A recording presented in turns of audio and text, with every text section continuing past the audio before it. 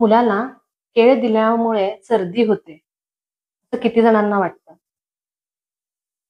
अनेकदा तुम्ही तुमच्या कानावरती हे शब्द ऐकले असतील. "बघ बरं, केळ दिलंस आता बाळाला, त्याच्यामुळे सर्दी झाली. बाळ आजारी पडलं." तुम्ही हा अनुभव घेतला असेल ना, तर एक कमेंट नक्की करून सांगा मला. ॲक्चुअली केळ हे थंड समजलं जातं. पण यामुळे सर्दी होते याच्यामध्ये काहीच तथ्य नाहीये.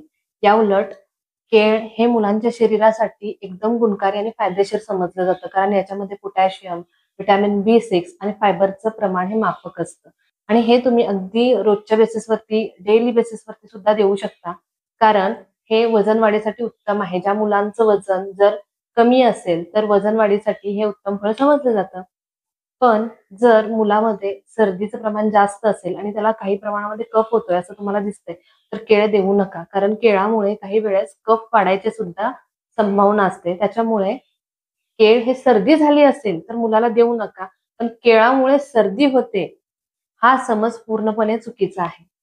अशाच माहितीपूर्ण व्हिडिओसाठी माझ्या पेजला फॉलो करायला विसरू नका. थँक